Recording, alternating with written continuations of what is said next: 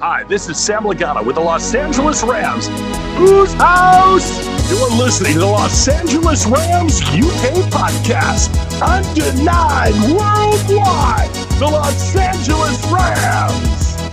It doesn't get any better than this. Let's go Rams! Hello and welcome to the LA Rams UK podcast, episode 79, Plenty to Whine About. I'm John, and joining me as always is Andy. Andy, I guess, how are you, mate? Oh, disappointed and angry after last night. It was just not a good showing all round, and just really puts you in a bad mood for the whole day. Did you stay up and watch it then? Yeah, I ended up staying up and watching it because I knew that if I didn't, and I saw this morning that we'd lost, I wouldn't want to watch it because it just put me in that much of a bad mood for the day. Oh, filthy, man. I didn't stay up for it, mostly because, to give a bit of context, when we had the NFC Championship game, I stayed up for it. Hadn't long started a new job, had about 2 hours sleep, had to work the next day, may have had to take a several hour nap break the next day. Just realised after I said that some people from my work may possibly listen to this. Oh dear. So I thought, no, can't have a repeat of that. So yeah, learn from that. So I got up in the morning, seen the score, and immediately didn't want to go out of bed. I wish I could say I'm surprised, but I'm not surprised about it. What's your initial thoughts on how the game pans out? Like you, I wasn't really surprised because they are our regular season bogey team, but it was more the manner of it. We just didn't seem to get things clicking properly. Our defense. You look at the score and you think, okay, the defense, did the job reasonably well, and the offense just wasn't clicking. But it wasn't that. It just felt like everything was off. Players you expect to have big performances, and to want to, get the win just didn't seem to click all night long. It's just one of them weird games again. Bit like the Buffalo game, to be honest. We just never seem to get clicking and firing with a lot of players. Yeah, I mean, normally at this point I would start going through the drive summary, but I kind of feel like the way this game panned out is it's just too painful to go through again. And it's when I only watched the 5-minute highlight literally before we came online, and the reason being that is because of who we were playing against. For the week 1 game against the Bills, I didn't watch the game live, but I went back the next day and I watched the 40-minute highlights. It's the 49ers. It's our biggest rivals, and just to quote Adam Donald, I hate them with a passion. I just couldn't go back and watch the highlights, and I felt like it was like Tony, part of the team, was the one that's kind of made me think, can you at least just go and watch the 4 or 5 minutes? Come on, man, you need to watch something. And I just didn't. At the very end, I felt like I need to see how bad this actually looks, and oh god, it is actually as bad. And I try to be as positive as I can when I look at losses, but I must admit I'm going to struggle tonight, and I feel bad for anyone listening to this because no one wants to sit and listen to an hour or whatever of negativity. But unfortunately, this was one of those weeks that it was a very bad week for us, wasn't it? It was. It just felt like one of them games. Nothing. We seemed to move the ball well at points, but then it just seemed to constantly break down. And, big players, like I say, Aaron Donald, not a sack. We didn't get a sack all night. Players that you would expect. And, and I know people are coming up with excuses, which we'll come to in a bit, with, O-line and everything else. But when you look at it, the 49ers were in exactly the same position we were. They had, probably one of the best left tackles in the league out. Yeah. That they had a bunch of rookies in. They had injuries during the game on the line as well, which, those are the sorts of games where you'd be like, yeah, you know what? Even if Aaron Donald is getting, double, triple, quad teamed, you want, Leonard Floyd, we paid him good money to get us into that, to get in the games, to get us those sacks.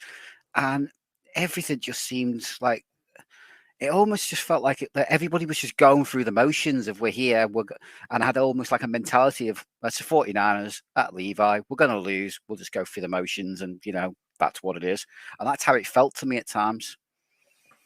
Yeah, and just one of the things that we were saying just before we came on there tonight was that it just seemed to be a case of they knew exactly how we were going to play and what we were going to do. We offered nothing other than what we usually do when we go out there. A few of the plays were just so easy for them to literally pick us off, wasn't it? It was, yeah, but I think again this comes back down to, as I said last season, when we got beaten by them, both McVay and Shanahan, they've both come off Kyle Shanahan's dad's scheme, the West Zone, play action sort of, what's now called like the Shanahan offense, So, and I think it's just a case of Kyle Shanahan knows pretty much exactly what McVay's going to do with his offense. And I hate to say it, but McVay just doesn't seem to, all right, he knows what I'm going to do. We need to adjust and make some changes.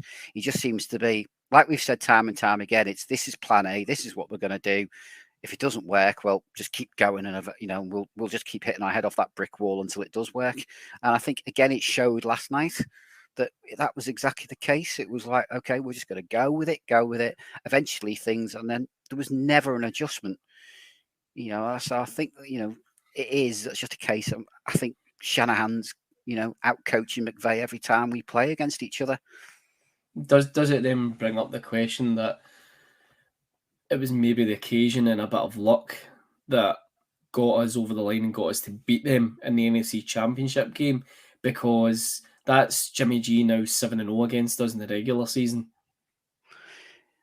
You do start to question, we did make some adjustments for that game. I have to admit, we all said at the time, we seemed to do something different. We couldn't quite pinpoint, but it felt different, and again, you had your big players, your Aaron Donalds and everything else stepping up in that game and go, you know what, let's put it on our back and let's go. Whereas last night, like I said, it didn't seem like anybody was like, okay, we need to dig deep and get, it was just like, yeah, we're here, we'll go through the motions and move on to next week sort of attitude, almost. Yeah, and you mentioned it like a wee bit there, just to kind of elaborate on it more. We did get moving on a few drives. It just seemed a case of we couldn't convert in the red zone again. And we kind of saw this last week. Is the offense losing all kind of momentum when we get downfield now? Are we running out of ideas in the red zone to be able to punch it in? Or is it just a case, like you said, we just stick to plan A so much that teams then defend to plan A and we don't have anything we can adjust to? I can't quite put my fingers on it. I think some of it is that plan A thing. I think we even saw it last night. Okay, that fade to the corner, the back corner ball has worked a few times, but teams are picking up on that, but we still just keep doing it. Instead of maybe adjusting that route and saying, all right, make it look like you're going to go that way, then cut back inside on the corner and maybe, just change it up a little bit. It just seems to be, like you say, that's worked before. We'll just keep doing that. And teams are going to pick up on that, especially, well-coached teams like I hate to say it, but well-coached teams like the Niners, they're going to pick up on that and go, right, this is what they do. So if they give you this look, and that's exactly what happened last night. I don't know if it's just a little bit of, obviously we know it gets tougher when you get down the red zone, but it just feels at the moment in the red zone, it's got to be Kupp or no one. There doesn't seem to be that second or third person that he can look at and go, right, okay, well, I know Kupp's going to get double teamed out this one. So, that's where we look at, Higbee, Robinson, whoever may be the third wide receiver in. We don't seem to be doing that. And obviously we're struggling even running the ball. So it's not as if you can sort of like, pound that ball in with our running back and maybe go, all right, we'll just smash it. We'll go 3 times, smash it. We'll get through eventually. So I think it's all just a combination, just all playing in at the moment. And I don't know, maybe Stafford's just that pressure of, he's not scored a touchdown this game. Oh, it's 2 games now without, it seems to be there's more and more pressure getting put onto him. And you start to think again, is this affecting him a little bit, the pressure? Yeah, so just on Matt Stafford there, just taking a break down his performance. Like you said, it's now his second game without a touchdown. Against the 49ers, he was 32 for 48 for 254 yards, no touchdowns, an interception, which was a pick six, and a fumble, which was recovered by the 49ers. He was also pressured a hell of a lot of times and sacked 7 times by the 49ers defense. I mean, it's one of those ones. See if he had a touchdown, it wouldn't have been as bad a performance from. I mean, I don't know if I'm wrong for saying that, considering I've only watched 5 minutes when you watched the whole game live. But like statistically speaking, that like you would look at that and you go, if he had one touchdown, it would be a decent game for him, even if they did get beat. But it wasn't for him. What's your opinions on Stafford? Specifically, that's now the second week without a touchdown, and just like we were saying there about the struggles with the red zone. Yeah, it's starting to get a little bit of a worry because, you know, at the end of the day, this should be his bread and butter. You know, we've paid him as a franchise quarterback, you know, for these occasions when we're down in that red zone. He needs to find ways of, you know, extending the plays, getting that ball to where he's going. And, you know, last night, you know, as much as I think the stats kind of, you look at them as you say, and you go, yeah, all right, it wasn't that bad a game, really. But when you actually watched him live, you know, they could have had a pick in the end zone because he literally threw it right out their player again, like pretty much like he did in the championship game, you know. A lot of the passes he was putting up last night were sailing here, there, and everywhere. A lot of them, if it wasn't for the fact of receivers adjusting themselves to catch those balls, they were going everywhere. You know, he was overshooting players all over the place. He was just missing them. You know, he had one to, it was to Cup, you know, which normally, you know, Cup had Fred Warner covering him. So, you know, you kind of, ideally, linebacker against the wide receiver, you kind of expect. But he just put the ball into the ground, and, you know, a good foot in front of him. And you're like, everything with him just seemed off. And, you know, we've already had discussions of, you know, does he have an elbow? Is this elbow issue again? You know, it's creeping up on social media again. Is his elbow issue as okay as they're making it out to be, or is he playing through too much? And, you know, those questions when you watch the performances just start to creep in again of, is he 100%? Or, you know, is there an injury? But also to do with Stafford, I did see, I can't remember where I saw it, but it was last week. You know, where we were talking about, you know, is he under too much pressure? Another side of it is maybe he doesn't have any pressure now because he's come in, he's done his job, he's won a Super Bowl. So maybe his eyes come off that ball a little bit and he's sort of like, yeah, I've come here, I've done what I was expected to do. I can coast for the next however many years. So, you know, there's two ways of looking at it, depending on, you know, is he under too much pressure or is he just took his eye off, you know, and at the moment, you can't tell which one's which with him. Yeah, like of the first few episodes of this season, the elbow thing was the first thing we talked about in game one. And then over the last couple of weeks, it's creeping in. There is a kind of lack of precision there now to his passing game. That sidearm pass that he does so well, I seen a clip of one, it was intended for Higbee, and it was so far behind Higbee that I'm surprised that a defender hadn't even picked it up. Like, it just seems to be a bit off, and maybe it's like you said, maybe it is a case of the monkey's off his back. He's won a playoff game, he's won a championship game, he's won a Super Bowl all in the same year. He's achieved everything that he would want to achieve and probably never thought he could achieve in all those years in Detroit. So perhaps it's like the pressure is off him now. He's like, well, I've delivered. They traded for me to come here and build to win a championship. I did it all in 1 year.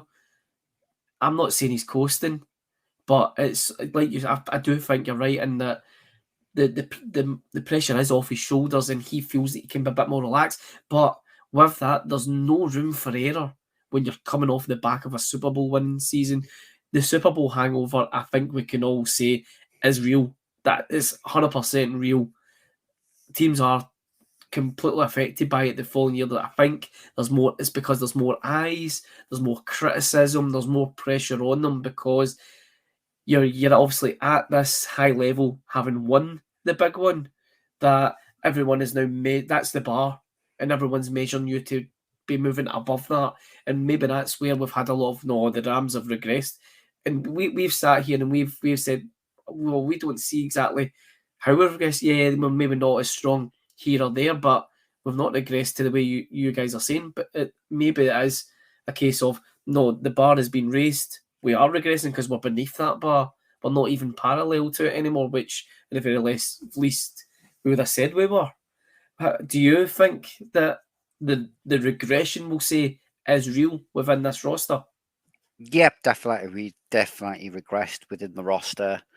And again, I hate to harp back onto it, but with the play call and it again, we don't seem to, you'd expect, okay, that people have this whole year's worth of tape on us, the Super Bowl, everything, right? Okay, we you need to make little tweaks, changes here and there.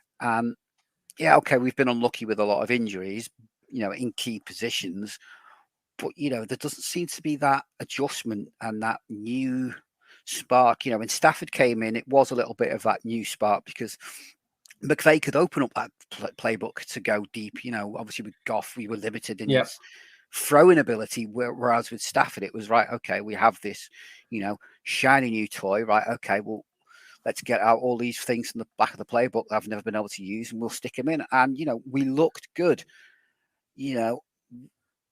But we've not made adjustments, I feel, sometimes from last season to this season. It's that worked, like I say, that worked for us last year. Why ain't it working this year? But it will work eventually. That mentality of plan A, we'll just keep battering our heads on the wall until we get through.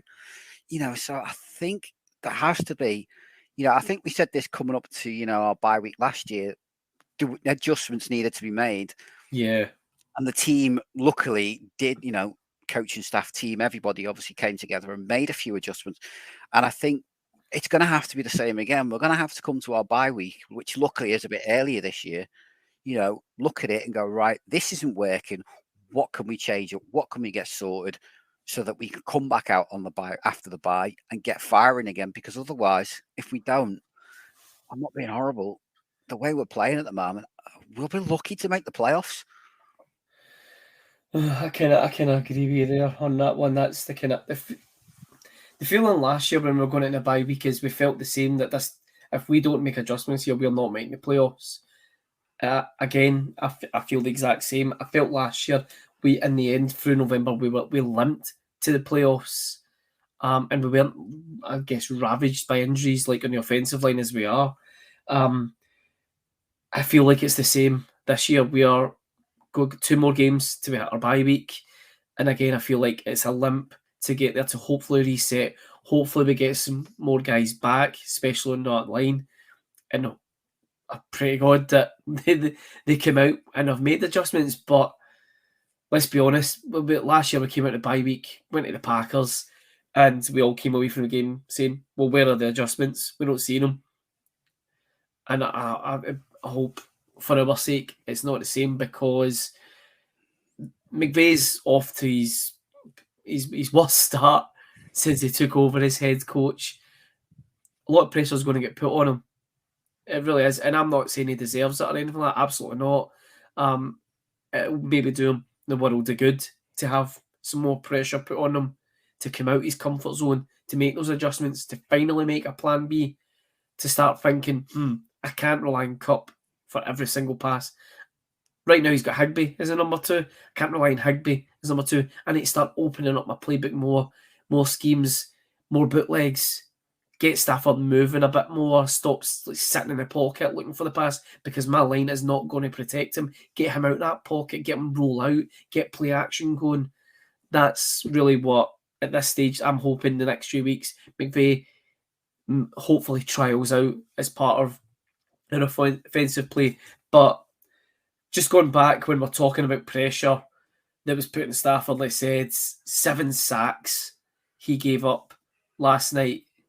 No, he didn't give up. Sorry, he received 7 sacks.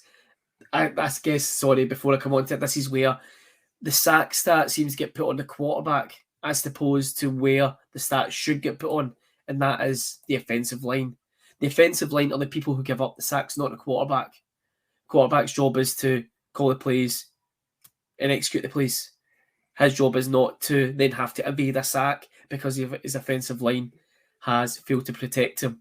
Now, looking at our stats so far, we have been sacked 16 times in 4 games. Now, average is 4 a game. That doesn't sound too bad.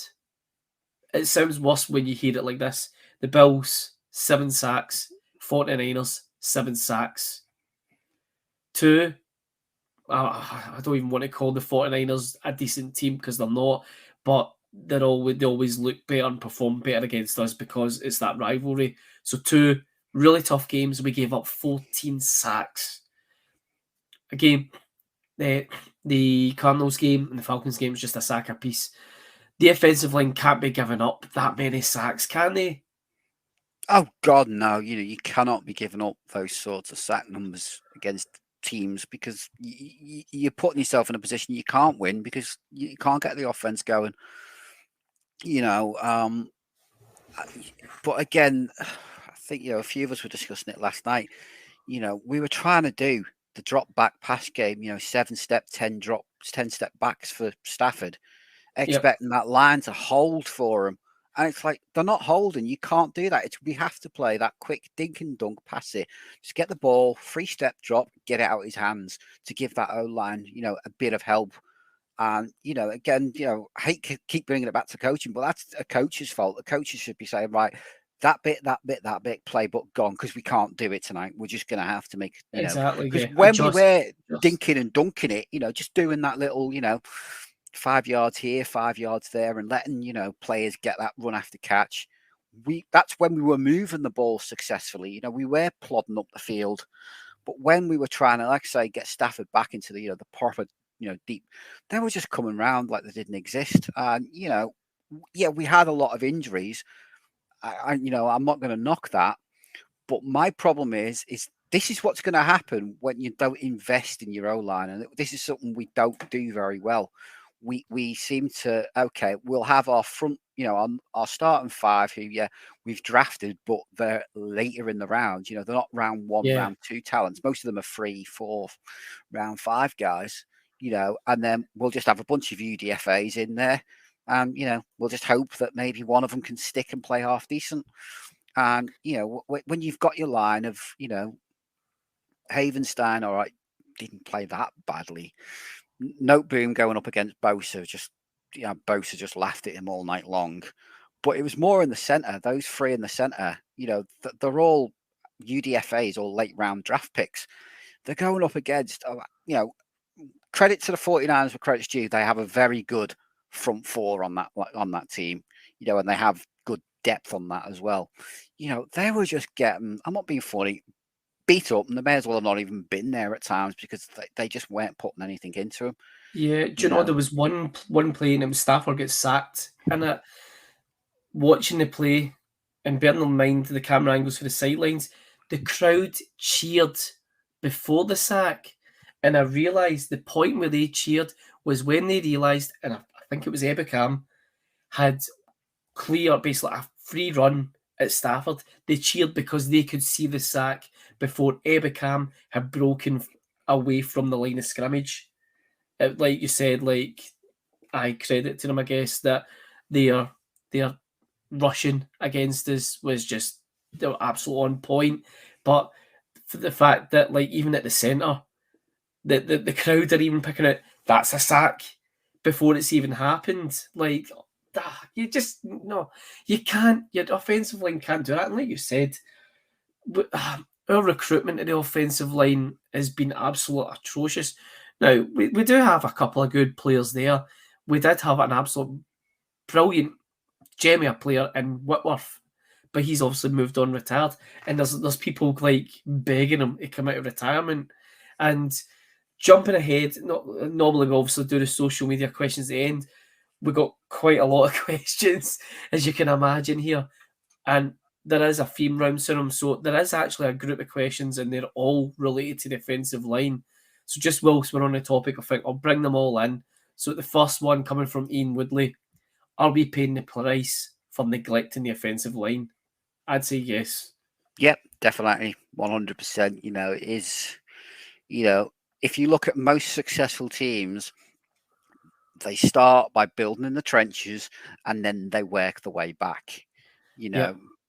If you have a good, I'm not saying an elite, but a good, solid front five in front of the quarterback, it helps to make an average quarterback look good.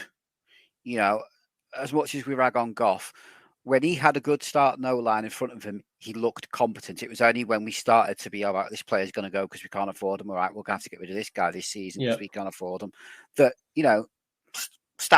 Goff started to struggle. And we're seeing it again with Stafford. As you say, we've lost Whitworth. We lost, what was the other, the guard that we lost? Corbett. We've lost him. Yes. He left. So, we're starting to get to that point again where we're losing. And then other players are getting older. Havenstein's not getting any younger himself. He's, and what we did to Goff is exactly what we're starting to do with Stafford. The problem is Stafford is a lot older. And if he's going to get banged about like that 7 times a game, that's just sacks. I think there must have been about another 4 or 5 times where they weren't sacks, but he got, a good hit off, Niners defenders. Yeah. Well, the fumble was almost a sack. Yeah. But, how long, given, not being funny, Stafford's history of injuries, no player, can live. Look what happened a couple of years ago to, classic, to Joe Burrow. Because of how bad his offensive line was, how many times, eventually his body just broke down, classics of Andrew Luck, players like that. And, if we're not careful, we're going to do exactly the same to Stafford as what's happened to those players. And if we lose Stafford for the season, then that's it. Our season is well and truly ghost. Yep. Dan Flint on the offensive line asks, do we now try and bring in a vet? Help for offensive line. Like I said, there's people begging Whitworth to come out of retirement, and he won't. But do you think we try to bring help in elsewhere, or is this where maybe like someone like Skura has been recruited to try and help fill the gap? Yeah, I think we do have to look around. I'm not sure, off the top of my head, what if any O linemen are maybe on the trade block. The only one I can think of off the top of my head that could be available would be Andre Dillard from the Eagles. He's not getting games. He didn't even come in when their left tackle got injured the other night. Mm-hmm. I don't know whether maybe he's got an injury. He's the only one off the top of my head I could think of. But again, he's going to cost a lot. He's a former first round pick. We don't really have the draft capital to be able to, bring players like that in. So, we're going to have a look around and see maybe what's available, see what's out there. One idea I came up with last night is I wonder if you could maybe convince JC Tretter to come out of retirement and play for us, just to maybe give us that little bit of, help. But, I will question the choice of, we have Scorer on the practice squad in Cologne, and he brought up Cologne instead of Scorer, given his versatility and the fact, if nothing else, he has 4 or 5 years starting experience in the NFL. Obviously, exactly. I'm not saying he's some great, massive, player. It's clearly why he's not been picked up by teams and he's on our practice squad. But you think to yourself, surely he could give us, if nothing else, that little bit more experience to maybe settle down other players around him, because he has that experience. And, he played for Baltimore for 4 years. He's used to heavy, big rivalries and those sorts of games. So, I am questioning the call.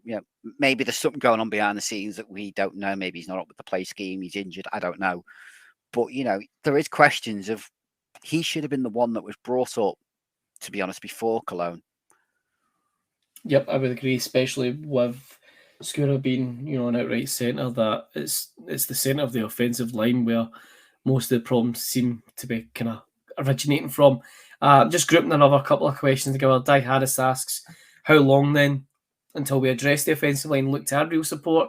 And just on the topic, when you're saying about draft capital and whatnot, the hindsight question, should we have drafted a centre instead of Tutu Atwell? The problem is it's our team, much like, I think we complained for years they never took middle linebacker serious. I think it's the same thing on our offensive line. They don't seem to take it very seriously, or they seem to have this mentality of, all right, third, fourth, fifth rounds and a bunch of UDFAs, as I said earlier. It's like if you throw enough thing at a wall, some of it will end up sticking. It's one of them. We'll just throw it at the wall. I'm sure one of these will come up half decent and we'll be all right. And you can't do that. For every one that may be half decent, there's going to be 20 that they're undrafted for a reason. And it's just ridiculous. But in terms of Atwell, I think, you have to start looking, he's not getting game time. He's not doing anything, maybe we should have. And I mean, I just did a quick thing here this afternoon because I did see about Atwell. If I point out players, this isn't just going to be O-line, this is other players that we could have maybe brought in after he was taken, between basically him and sort of the next pick with Ernest Jones. You look at it from, you've got Nick Bolton, the linebacker, Terrence Marshall, a wide receiver, Pete Werner, a linebacker, Carlos Basham, defensive end. You've got then Josh Myers, and obviously the big one I think everybody looks at is Creed Humphrey, Yeah. But then you've also got, Ben Cleveland, who's a guard, who's half decent-ish. You've got Robert Haynes, who's currently the starting tackle for the Bucks. And then the big one is Quinn Miners of the Broncos. These are all players that we could have got afterwards. Not a good portion of them are on the O-line. And you have to question the front officers. Is there something wrong in the scouting department that maybe they just don't rate these guys? Or is it a case of, well, you know what? We'll worry about the O-line later. As long as we've got some skilled players, we'll make it work somehow.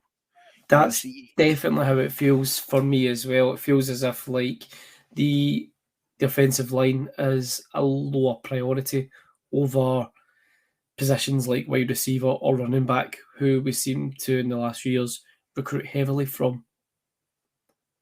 Yeah, it does feel that way. And I understand, maybe they're looking at it and going, well, we'll get cheaper there and then we can get better players. We have to go cheap to be able to afford Matt Stafford, Aaron Donald, Cooper Kupp, Jalen Ramsey. But that's not, we were successful last year, but in history, that's not how you build a successful team.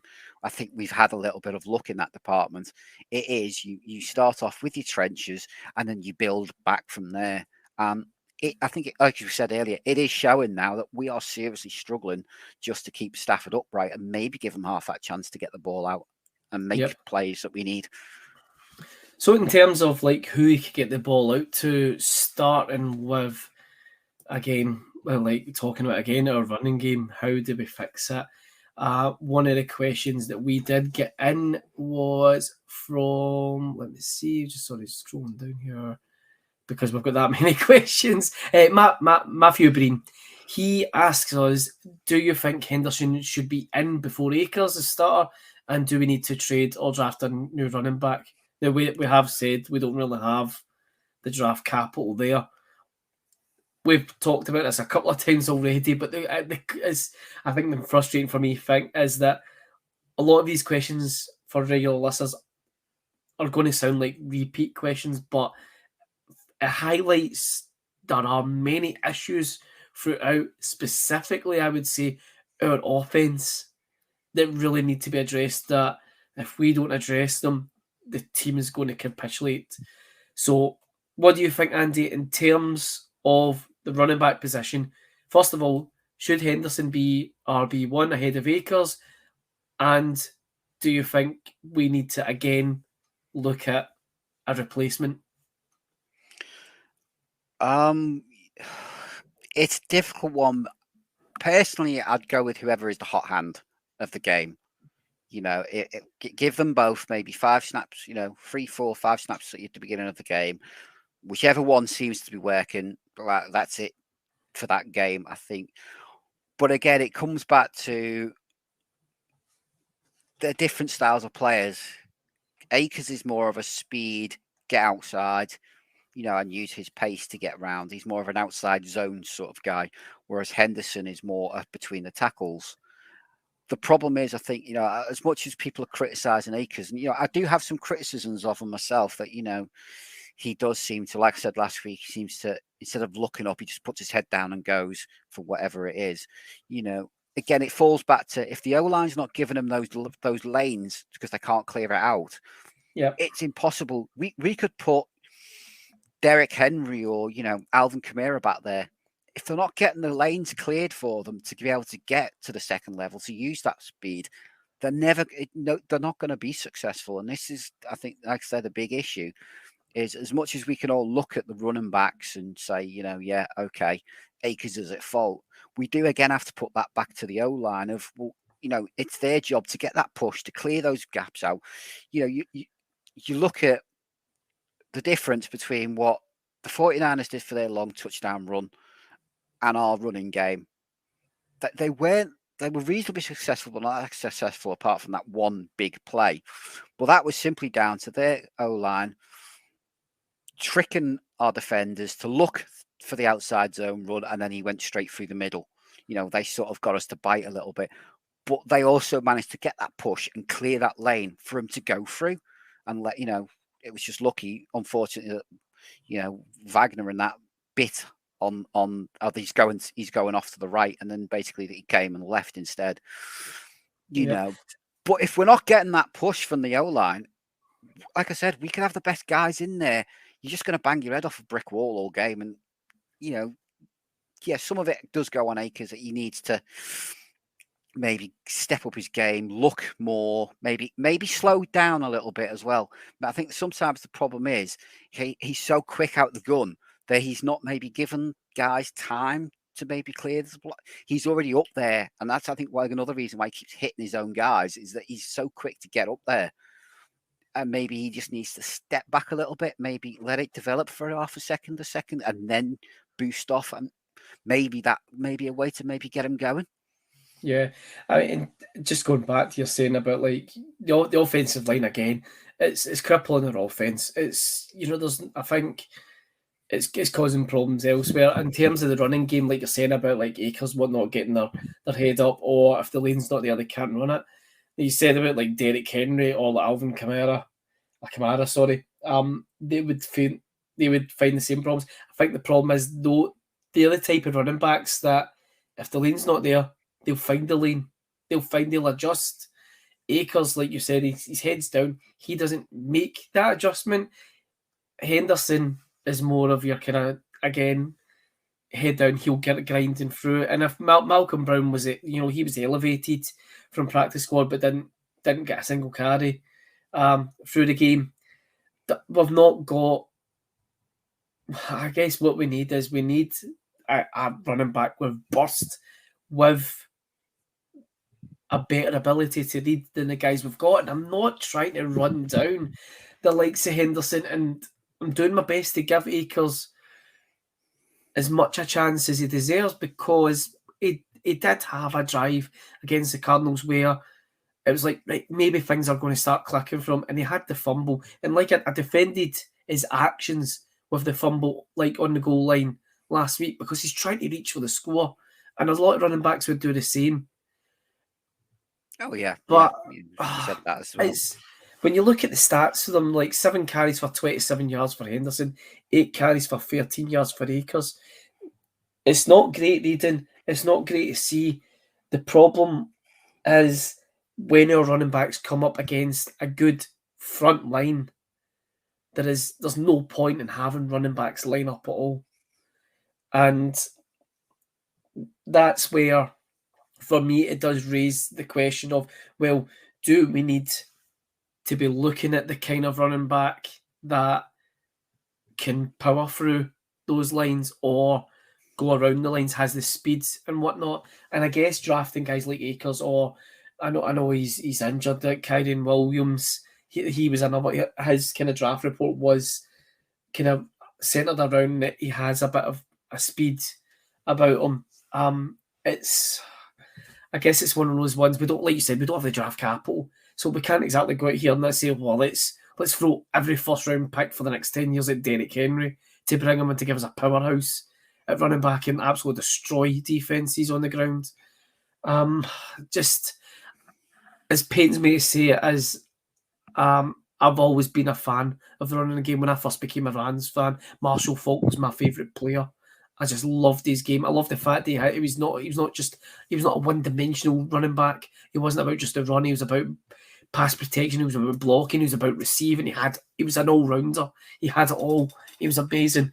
And we had Jackson after him. I think knowing that we've had such great running backs before, we have been able to go out in the past and find, or in the case of Faulk, trade for these players. And sadly, I think it's going to be a long time before we're going to be in a position to recruit a running back that's good enough to fit the kind of offense that we want to play.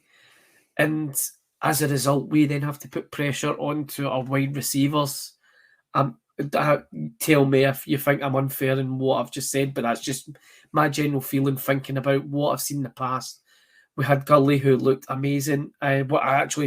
Somebody tweeted, I can't remember the account, the other day asking like if there was one athlete that you could take away all their injuries for to see them keep playing at their best, who would it be? And I said Todd Gurley, because imagine Todd Gurley in this offense. Yeah, too right. I think I do remember seeing about that. Actually, I think I remember seeing you put something about that. But yeah, I agree. Somebody like a Todd Gurley, but like I say, as much as if your offensive line's not going to give you the help, then it's going to be a lot more of a struggle.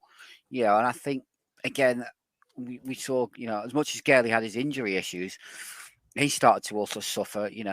When we started to lose our good O-line and we started to just put scrubs, not being horrible, but scrubs in there, and players who maybe shouldn't really be NFL starters, the backup caliber at best. So it's a difficult one. Like I say, I personally like going back to the question, play with the guy with a hot hand, give them both a couple of drives each, let a few carries each, let's see which one's getting us the most, and then just roll with that hand week in. Other teams do it, hot hand, whoever it is. And I think that's the way we're going to have to do it at the moment. Is just look at it and say, right, okay, this week Henderson seems to be getting, grinding out the yards. Right, well, Henderson will be our main back. Yeah. But you do also wonder, is it also McVay's worried that if those two go down, we basically have nothing behind him? So he's going to maybe keep wanting to rotate them to try and keep them as healthy as he can. Because let's be honest, at the moment, with Kyron Williams going down for the season, our next running back, apart from obviously, Marky Brown's back, is, we're then relying on the likes of Jake Funk, which we really don't want to see out there at all if we can help it. No, and it's one of those one like you're saying about the rotation of the running backs. It's something McVay has favoured back to when Gurley was even on the roster. When you had, Malcolm Brown, and on a super run we brought in Anderson as well. So he does favour that rotation. But moving on to the other part of the offense, what I kind of talk about is the wide receivers. Cooper Kupp again this week was 122 yards. Yep, 122 yards. He was off 14 carries. So just bring stats away. No touchdowns though. Kupp making the big plays again as usual. Tyler Higbee seems to have cemented himself as our number 2 wide receiver, but the main questions are coming elsewhere for me in terms of the wide receivers now. Ben Skoranek for the first time is totally exempt from wide receiver criticism because we've seen him add value elsewhere. So even though Skoranek had 2 catches for 33 yards, Higbee had 10 for 73. It was 14 for 122 for Kupp. The main questions are coming back to, we've mentioned them previously, to Atwell, but the other one is, again, Allen Robinson. We had a couple of questions relating to both of them. We already spoke about one question came from Michael Woods was, should we have drafted the centre in terms of Tutu? The other part of his question was, is Robinson fit to carry Bobby Tree's boots? What I'll do is I'll just rattle through these questions because we'll just talk collectively about Alan Robinson. Mitch asked us how long till we all agree that Robinson was a swing and a miss, and also how do we get out of his 3-year contract. Ellie Rams Fan Zone asks us Alan Robinson, WTF? And Di Harris asks us how long till we admit that Tutu was a bust and start McCutcheon. So, start with Alan Robinson, Andy.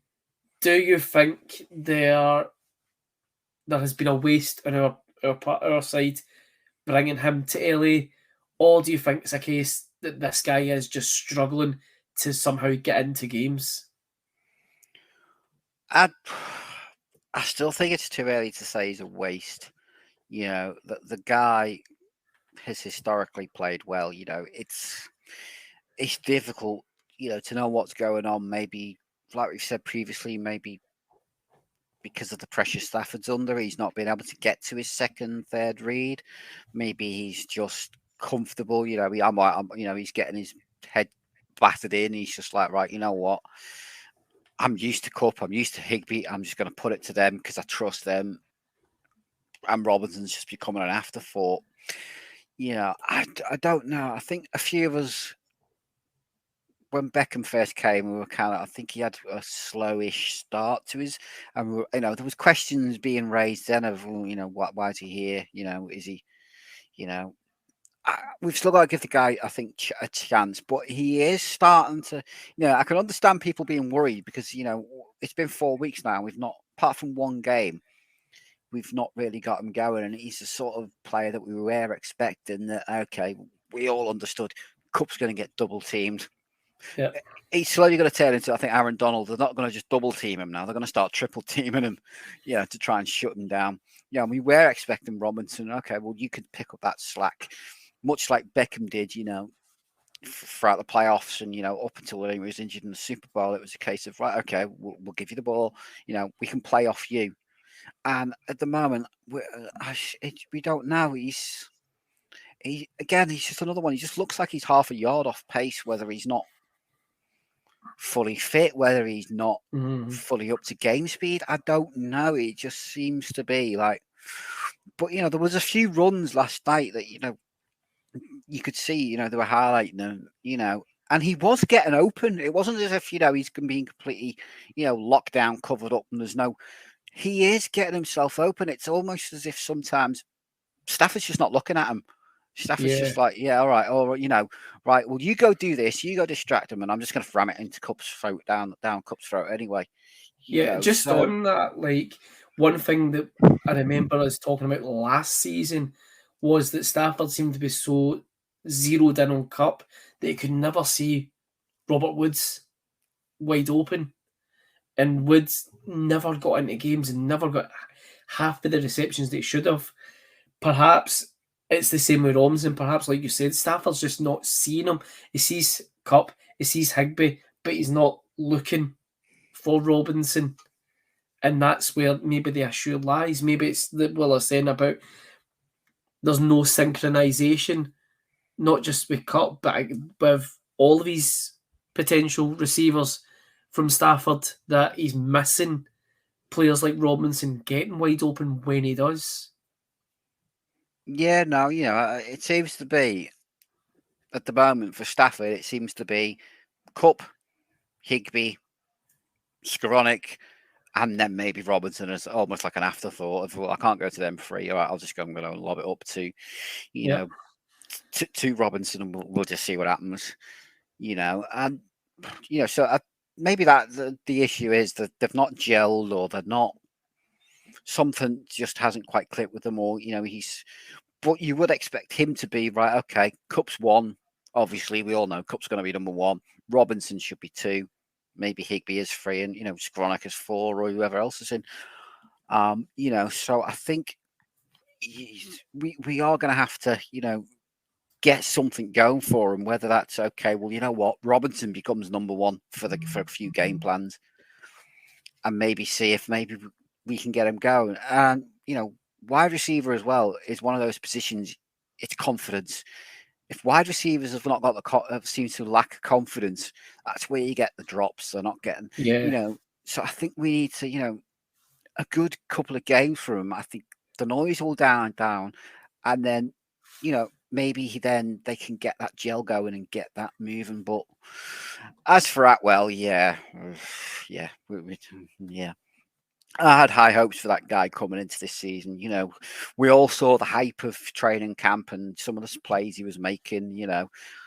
But then you start looking at that and thinking, given how at times those players for our secondary are getting torched anyway, was it just a case of the secondary players he was going up against was second, third string, and it made him look half competent, because when he's been out there on the limited things he's got, he just hasn't. Okay, on one of them, I think Staff just well and truly, Staff had overflew him by a mile. I think he must have thought he could run like Usain Bolt speeds the way he overthrew him. But he's had a couple that have hit his chest, they've bounced out, and you're sort of like, these are catches you should be making. So yeah, I think it's time. If anything, we start looking at Atwell and going, well, you know what? You're just taking up a roster spot here. Bump him back down to the practice squad maybe, and let somebody else come up who could maybe give us a little bit more. Well, I think when you consider that Brandon Powell, who was previously labelled as a kick returner, he's got 5 catches for 43 yards. Atwell doesn't have a single catch so far in 4 games. He's only been targeted maybe a handful of times. He wasn't targeted once this week. He didn't even dress this week. Did he not dress? Sorry, my mistake. No, he was inactive this week. He was a healthy scratch. Inactive report. Sorry, yeah, no, he was. That's what I say. He was a healthy scratch. It wasn't if he was injured, because I said, "Oh, maybe he's got a knock or something." And you're like, "No, he's a healthy scratch." Just one of the ones that make the match day. Yeah, obviously he must be back in McVeigh's dughouse again. Well, it's one of those ones, like you're saying, like a few of the targets were should have been relatively straightforward catches for him. I don't think the guy is good enough, to be honest with you. I think he's at the point now where he's not dressing for the game. Then he's definitely falling down the rankings. And I think this is where, there was the big hype around him in the preseason. I think this is where really maybe McVeigh needs to start looking at giving McCutcheon a try, see what he can do against, the actual teams, not second, third strings or whatever that were playing in the preseason. Put him out there. The guy's doesn't take much, I guess, to be a lot taller than Tutu Atwell, but he's a lot taller. Give the guy, he's got a bit of speed about him. Let's see what he can do. Give him that chance. But it's just one of the questions that I said we did get asked: was it a mistake to get rid of Robert Woods?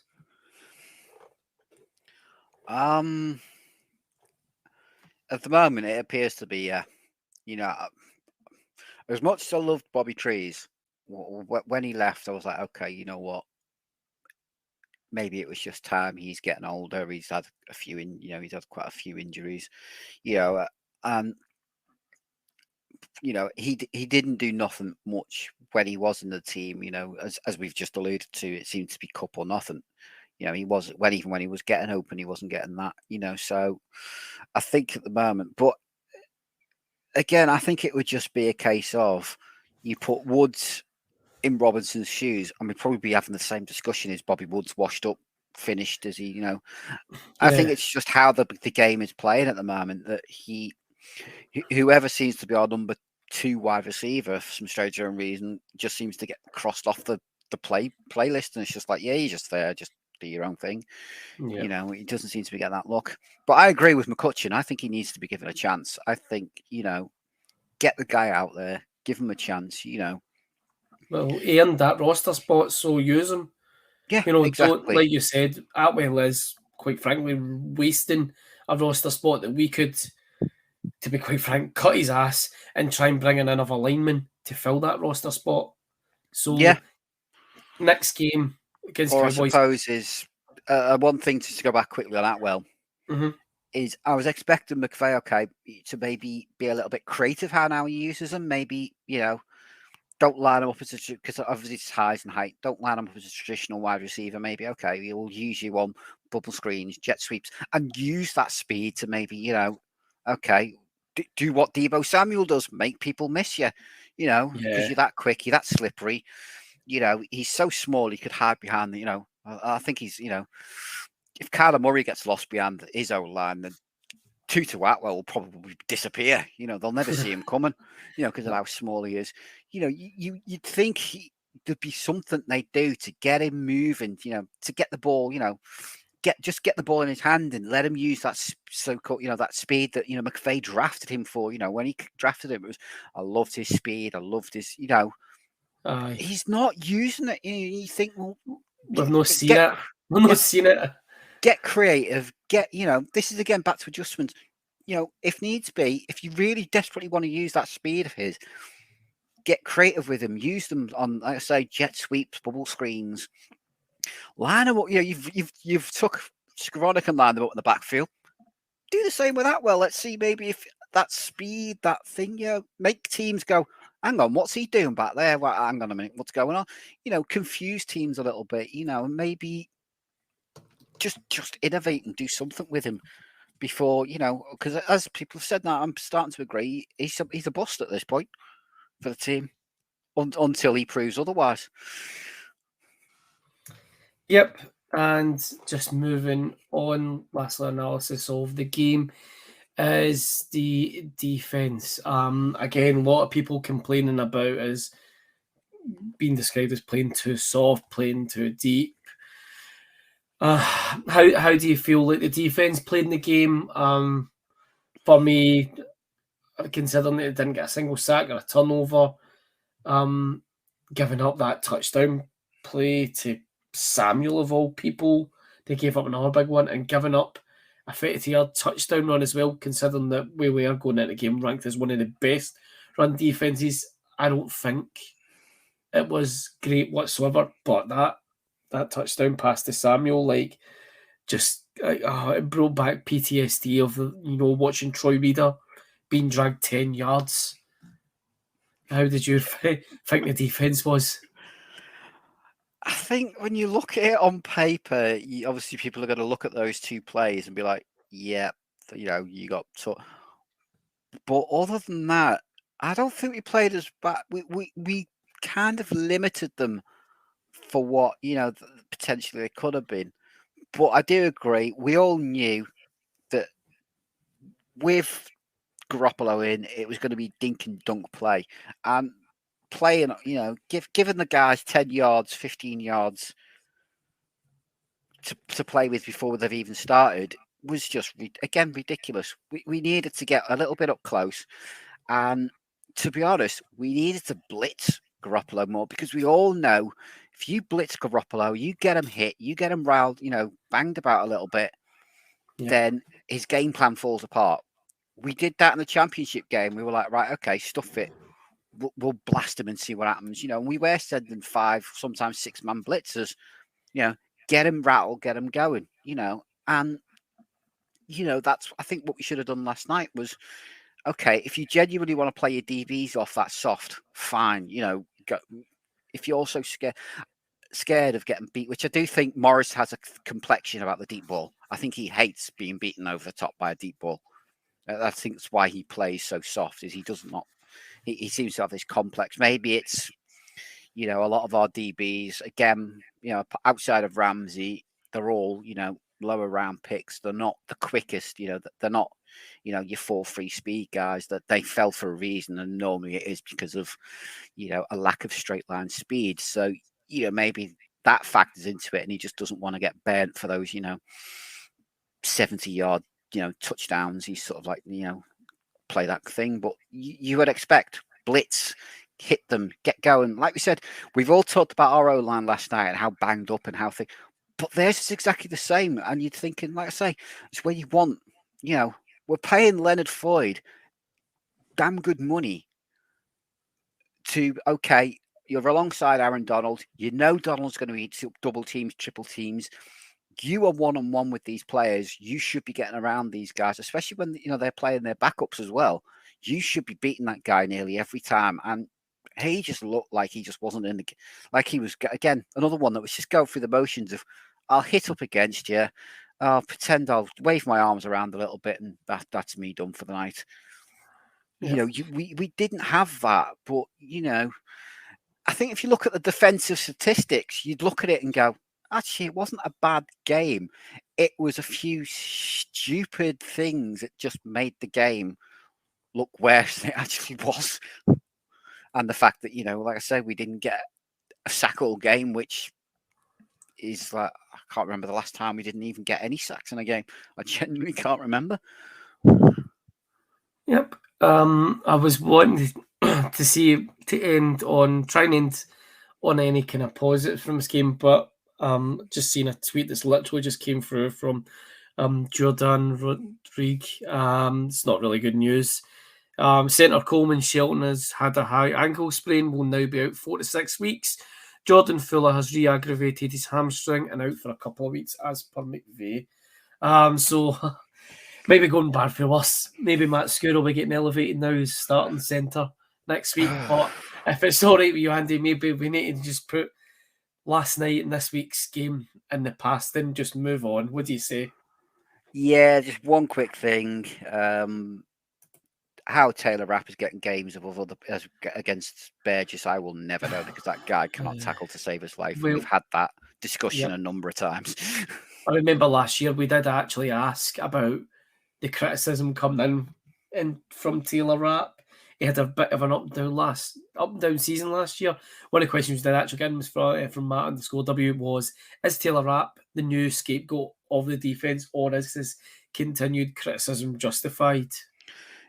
Yeah, I feel it's justified. You know, he could have blown up that Samuel play last night if he'd have just tackled him properly and brought him down.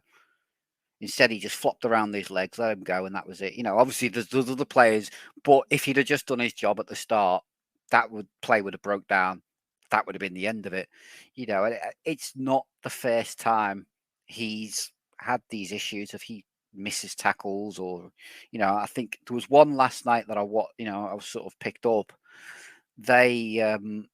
He basically, obviously we must have been playing zone coverage, and he went out onto the flat, and there's nobody come to the flat. Everybody went the opposite side, and he's just standing there, just like, well, no one's coming here. I'm not even going to bother moving.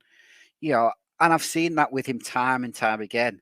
Again, he doesn't seem to, and I think we had high hopes for him. He had a decent rookie season for a safety, and I think we all had high hopes for the guy, and he just doesn't seem to have put it together in year two. You know, and I think next year, you know, it's a contract year, and at the moment, he doesn't. To be honest, if he can't get his tackling down, I would like to see us draft a replacement for him, or bring somebody else in as a replacement and just cut him, because I don't think he's good enough. Nope. And on that, let's move on. So just looking elsewhere around the league. So we saw Arizona beat the Panthers. The Lions were unlucky once again to lose 48-45 to the Seahawks. So that kind of wraps up how the rest of the division went. In terms of the NFC West, everyone's 2-2. Basically, 49ers are top. We're second, Seahawks are third, and the Cardinals are bringing up the rear. Elsewhere in the league, the Zebras, it's the Bengals, because they were wearing their colourless uniforms, beat the Dolphins. The double doink heard around the world in London. How amazing was that for the Saints to see them lose with that? That was perfect. That really was perfect. It's just a perfect end to the game. It was it? Did you watch the London game? I missed it because I was away for the weekend with the family. Yeah, I watched the London game on the telly. I was just like, you know what, nothing else to do on a Saturday afternoon. It was a good excuse of, you know, oh, should we go and do this afternoon? From the missus. I was like, no, there's football to watch. Sorry. And yeah, the other thing I cannot note I got from this week's results was, how the hell did the Colts manage to beat the Chiefs after losing to the Titans? I really don't know. It was unbelievable. Was there any other games apart from that you kind of felt were stand out worth mentioning? I think, you know, obviously everyone's going to look at Buffalo, Baltimore. That was a pretty good game themselves. Yeah. Obviously, you know, I think everybody's looking at Miami because of the strain, you know, the Tua situation at the moment.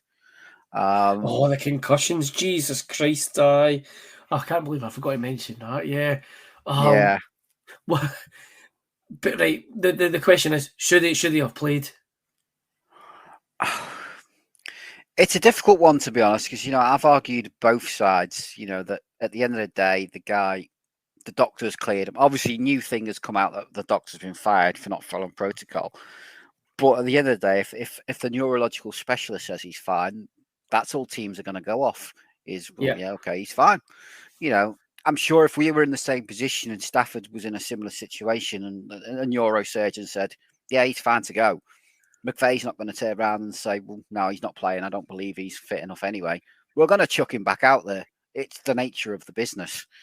Yeah, if I'm right, the guy who gave him the all clear wasn't exactly like he's not employed by the Dolphins. Am I right in saying that? It's someone who's independent that's appointed by the league to do his assessments.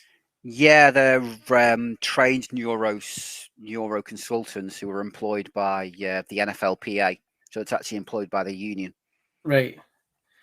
So to make it completely independent, and basically they have final say. If they say a player is suffering concussion, that's the end of it. The teams can't argue with it.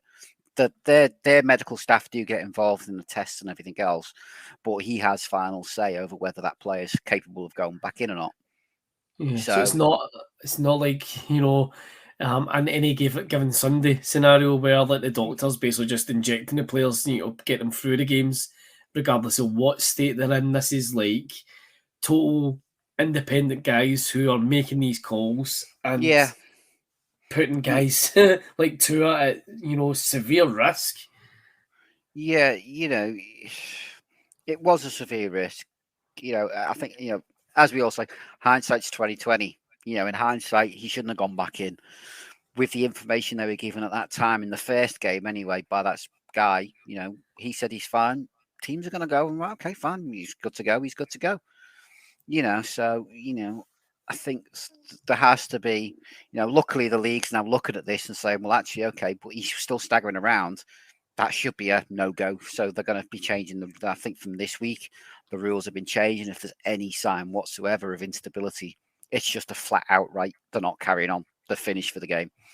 Yep, and I understand in the States, the discussion around concussion protocols is quite a hot topic in general. There's a guy, I don't know if you've ever heard of him, he's called Chris Nowinski. He's one of the kind of leading, advocates for stricter controls and protocols around concussion in sports. To give you a wee, if you don't know him, a bit of background, Chris Nowinski used to be a wrestler. He was in the WWE. He was one of the guys that came kind of through developmental kind of like leagues. Spent some time in WWE, had a lot of problems with concussions, basically had to retire because of concussions, and immediately went and started kind of campaigning for, concussion, like basically being an advocate for it being more looked at stringently and a lot more care being put towards athletes from all sports to care for them and to prevent them from doing things that basically happened to Tua last week. And he's been really vocal this week, criticising the NFL as a whole for even allowing a guy who they have said, no, he's got concussion. They confirmed that, but like even with an independent guy that's employed by the union going out and saying, no, he's fine. I think the point you try to make was, just to compare it to, with the COVID protocols, with concussions, if you are diagnosed and yes, you've had a concussion, you're out for X amount of time to ensure. Now, I understand with some concussions that you can be concussed, but you're absolutely fine. But if that player takes another head knock again, it could cause brain damage, from what I understand. And I think it's something that, hopefully that's the league are looking at, being more strict of it and perhaps looking at things where when a player's assessed, if, concussion's confirmed, then they need to spend time on the sidelines, to protect them. We've seen it in the off-season during training camps, the padded helmets that guys were wearing, and it's the point in those helmets is for stuff like concussion is to prevent neck and head injuries during practices, so that it prevents the limitation on a player's career because of all that impact. Because if you think guy on the line, your offense may have between, say, 40 and 50 plays. That's 40 and 50 times where your helmet is going to collide perhaps with the guy opposite you, and your head is going to be bent in a position that could hurt you. That happening for 17 weeks of a season, more if you make the playoffs, plus all your practices, it really adds up, and it does really create a big risk. And I think, sadly, it's taken for something like what happened with Tua to make people actually finally like sit up and go, more needs to be done about this, because it was just that when he collapsed, it was like, Jesus Christ, man, that like the worst kind of scenarios start to go through your head, don't they? Oh yeah, without a doubt. The first one, I saw the first, the first week, the one he had on that week, and you were kind of like, even I was looking, going, ooh, he sort of got up, stumbled, fell back, that, and you thought, I was like, yeah, he ain't right. And then he goes off, and you thought, that's him done for a game. And then it's like, oh, he's back again. He's fine. And you sort of question, but you go, okay, you know what? This guy is a trained neurosurgeon. He's had physical hands-on with him. He must know what he's doing. Now, it turns out maybe he didn't, because he's been sacked. But, that second one, you did think to yourself, oh my, something really nasty is going on. And yeah, you do start thinking to yourself, the worst case scenario, and it, unfortunately, it does take incidents like this for the league to change its rules. And, as much as you hate seeing it happen to players, if at the end of the day it comes out that, better protocols and better protection for these guys is only a good thing for them, to come away with it. They have got better protection for them and better rules that, okay, well, whether it's a head injury or his head, if you have any sort of instability, you're off the field for the game. That rule coming in is good, because, as much as people say, oh, it was only a back injury. Well, yeah, okay, it's only a back injury, but you realise the instability from his back injury can lead to further problems as well. Exactly. So the fact that the league has, they've looked at it, gone, yeah, okay. Initially, they were like, no, the guy's followed protocol, and now it's found out he hasn't, or whatever's going on in the backgrounds, they've not completely said. But they've basically said, no, this guy's no longer employed by us because he didn't do his job properly. It's good that they've held that accountability to, go out there and say, right, these are the changes that we're making to make players safer, because, it's good for the league that the safer the players are, the better it is for us as fans, because we don't want to see players week in, week out, down and out.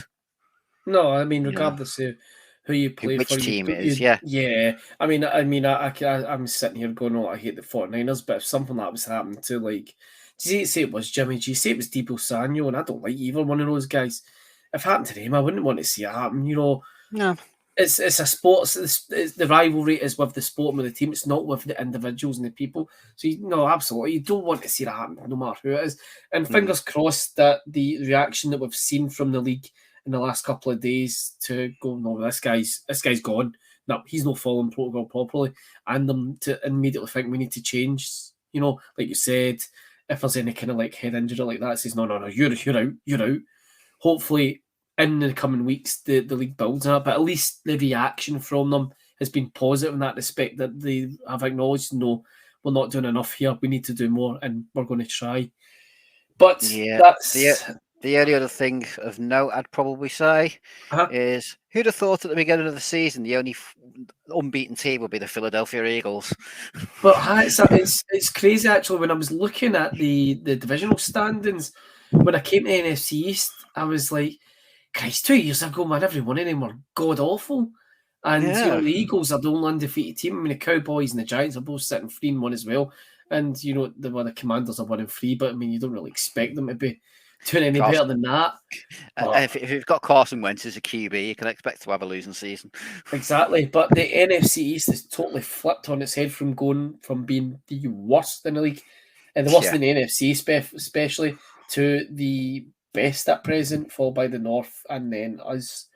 But yeah, the Eagles are not a dark horse team. I'd say right now they're 4-0, I guess. So they are leading the pack. And I just think it moving. was one of them with them. It was whatever Jalen. I think everybody was like, it all depended on Jalen Hurts. If you could put it together, they had a good team. If Jalen Hurts was pants, then they'd fall apart. And so far, he's played well. So credit to him. Well, that's it. Well, the Eagles in particular, they've got the Cardinals this week. I'm just looking at the matchups for week 5. So on Thursday night, your prime time game is the Colts versus the Broncos, which I'm sure we'll all be staying up late to watch. Then 2:30 on Sunday afternoon, we've got the second London game. It's the Giants at Packers, which should be a pretty decent game. Giants at 3-1, so the Packers. So that should be a pretty good game to watch. Packers struggled, don't they? They struggled this week. They did, and the overtime Giants field goal. Yeah, the Giants are, that famous picture, like it's got the likes of Beckham and all that, on the boat, and like how awful they've been since that picture was taken. The Giants are starting to really turn it around now. Just looking at some of the other early window games, you've got Steelers, Bills, Chargers, Browns, Texans, Jags, Bears, Vikings, Lions, Patriots. Hopefully the Lions' luck will go in their favour this week, considering it's the Patriots they're playing. The Seahawks will be at the Saints, Dolphins, Jets, Falcons, Bucks, and the Titans and Commanders. Then the late window ones, I said, the Eagles, Cardinals, Winers, Panthers, and then moving on to us against the Cowboys, who are currently sitting 3-1 in the NFC East. How do you feel this one's going to go, Andy? Beginning of the season, I was confident that we'd smashed them. Now I'm actually worried, if I'm being honest. For one simple reason, if we put that offensive line out we did against the Niners, I think Micah Parsons is going to be the first player in NFL history to put up double-digit sacks in one game. I think he will wreck us. Yeah, especially with just saying 5 minutes ago, whatever, that Coleman Shelton is now going to be out for the next 4 to 6 weeks. So, I mean, the offensive line went from worse to even worse, if you can even say that now. So, I am deeply concerned about how this is going to go for us. On their offense, also Cooper Rush is kind of getting a bit of traction as well. Dak has apparently been ruled out already of the game this week. I saw something about that earlier. But like I said, I don't think it matters because they're playing better when they don't have him in the squad. Yes, I actually would have said that. I was hoping he would come back. I was hoping coming on tonight they'd be like, yes, Dak's coming back. We've got a chance because he's come back off of a thumb injury. We saw, Goff when he had his injury, the kind of limitations he had, coming back quicker than he should have.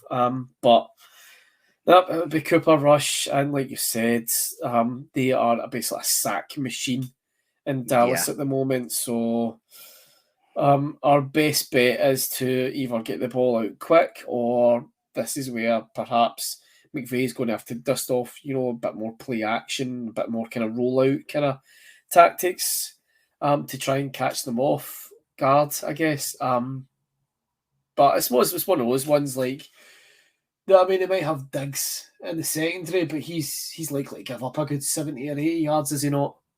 Yeah, I don't think he's as good a player. I think he's not. His interceptions last year, he reminds me, again, I hate to say this, of Marcus Peters. He makes those big splashy plays of the interceptions and looks good, but when you actually deep dive into the statistics, he gives up a lot as well with it. And I think he's that similar mold of player. He'll get you at, double-digit picks, but he'll also give you up, touchdowns every game and get burnt alive by players. And hopefully, if they stick Cooper Kupp on him and we can keep Stafford upright, I could see Kupp feasting on him this week and just making him look like a complete fool, hopefully. Fingers crossed. For me, like I said, they're we're really worried about the offensive line in general. I think we can both agree that we are absolutely terrified of the offensive line and watching them now. We need Kupp to feast, but we need Stafford to be quick on his feet we need him out of the pocket? Would you say that he needs to be prepared to scramble? I mean, he's had a few rushing attempts, I guess, so far this season. He's actually been a couple of times rated above our running backs, I believe. Yeah. But it's for me, like, it sounds like, tell me if you would agree, that we have to be more mobile as an offense. Let's play as if there's not a line there. Just ignore, just get away from the offensive line as quickly as possible. Yeah, that will work. Also, I keep back on about if we can get the run game going, it's going to open so much more up for us. You know, if you get the run game going, it makes that play action easier. You know, if you can get them genuinely afraid that maybe Henderson or Akers can break off some big plays, you know, that's going to open up the playbook so much more for Stafford because that's going to be more natural. Because, you know, otherwise teams are going to be like, well, they can't run it. All right, they're going to be play action in it, and they're just going to come straight after him anyway. So, you know, we need to get that run game going. We need to sort of try and pound it. Maybe we need to come out with some big personnel packages, you know, 6 linemen and a couple of tight ends in, you know, and just smash this ball a little bit, you know, stuff with, you know, 11 personnel, which McVay tends to like to run with, you know, bin it, 2 tight ends in, 6 linemen, 1 wide receiver, you know, ready to go back there, you know, with one of the running backs, just pound this ball up the throat to start off with, and let's just see if maybe we can, because it's the only way you can slow Parsons down. Otherwise, he's, like I said, he's just gonna eat us all alive all night. Perhaps. And then, you know, you've got Parsons, but then, you know, Lawrence on the other side isn't a bad player. You know, he's still a pretty decent player. You know, so we have to, we need to see adjustments from McVay to turn around and get this game moving, get some sort of game plan to neutralize. Perhaps Benny School could be a key player for us. Just when you said about him, you know, kind of like filling in that fullback role and maybe taking Parsons out of the game, because I think if you just think back to that block on JJ Watt, Skoranek is capable of that. He's capable of stopping. It's crazy to think of how receiver's capable of stopping, you know, like a pass rusher like that. But maybe he could be a key player for us this week. Perhaps we need to make sure he lines up a lot in that fullback role to allow us to get a run game going. Would you think? It could possibly work. The only thing I will say, and you know, again, this is, I hate to go back to the Niners game, but there was a few when he was going up against those speedier players, he was just getting beat. He was just stood, you know, they just went round him like he didn't exist because he's not used, I think, to that mentality if he's going to rush out.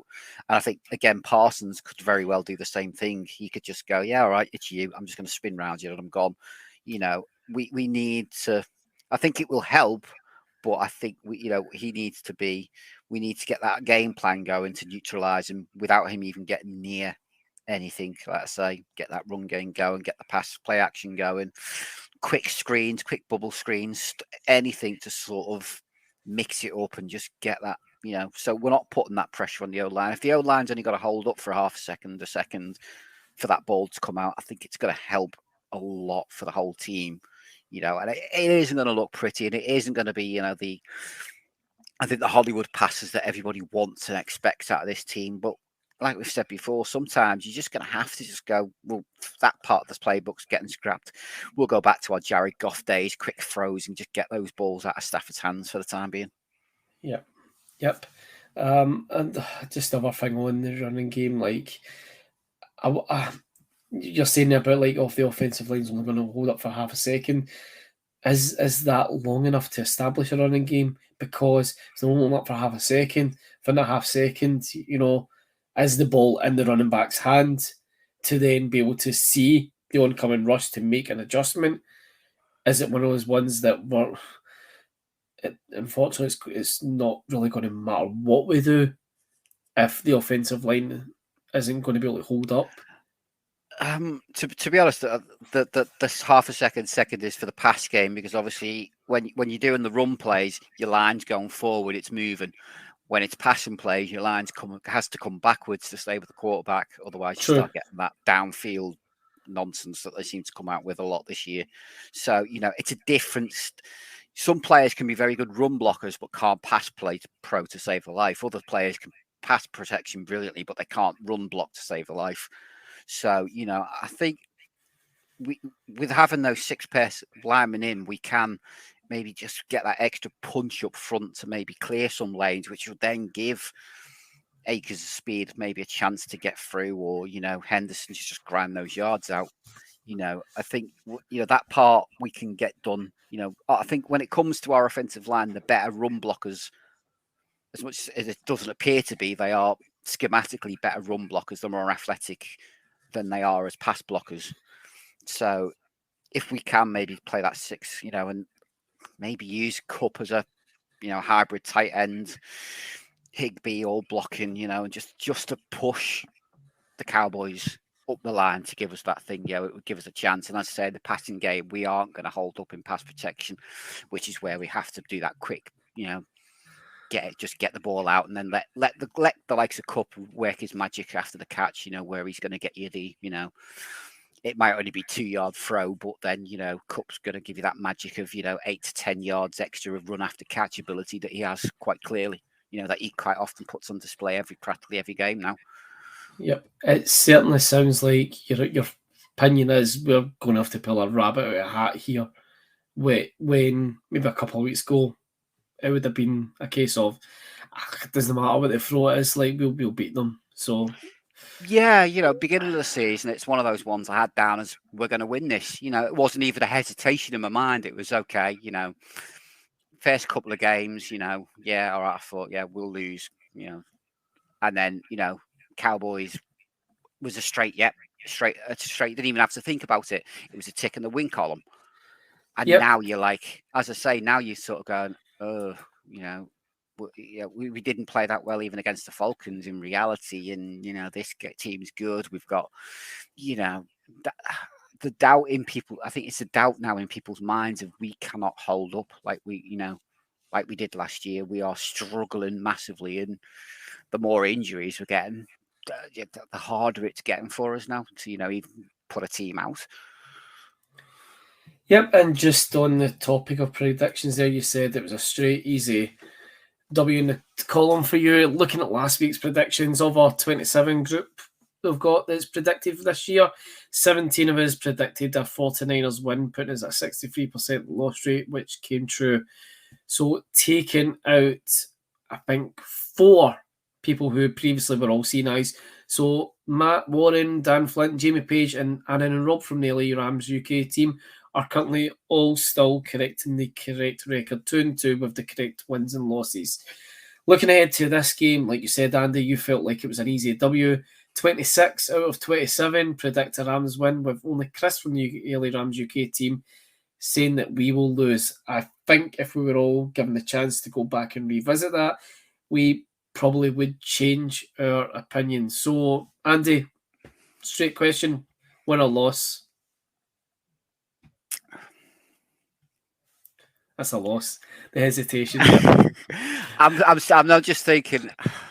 I want to say win. I want to say my heart says win, but my mind just says loss. And I'm just, what? This week I'm just gonna go with my heart and say win, because I believe that between the team, there's going to be a lot of annoyed players in that dressing room this week.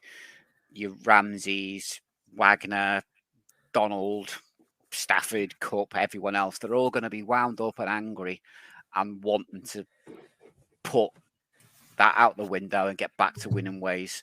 So I'm still just, and I'm hoping that maybe with a few, I think maybe if we saw the Friday injury report, I might say differently, but at the moment, I'll still be confident we might get 1 or 2 back. David Edwards and that might be back for the game.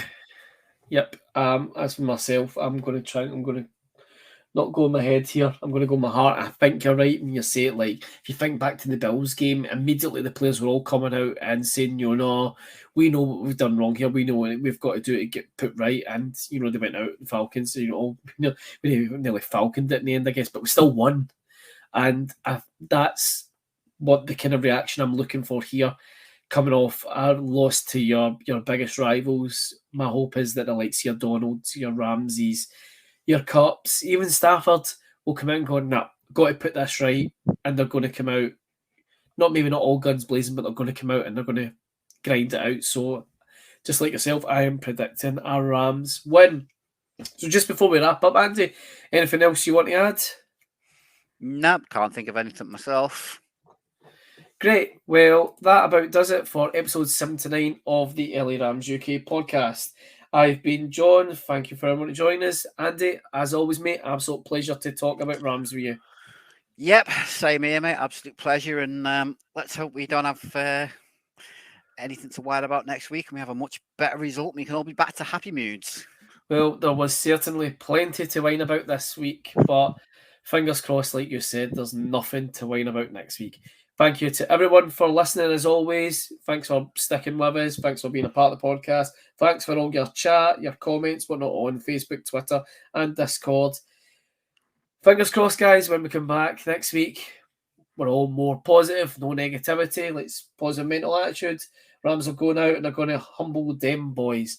Thanks everyone for listening. Catch you all next week. Go Rams.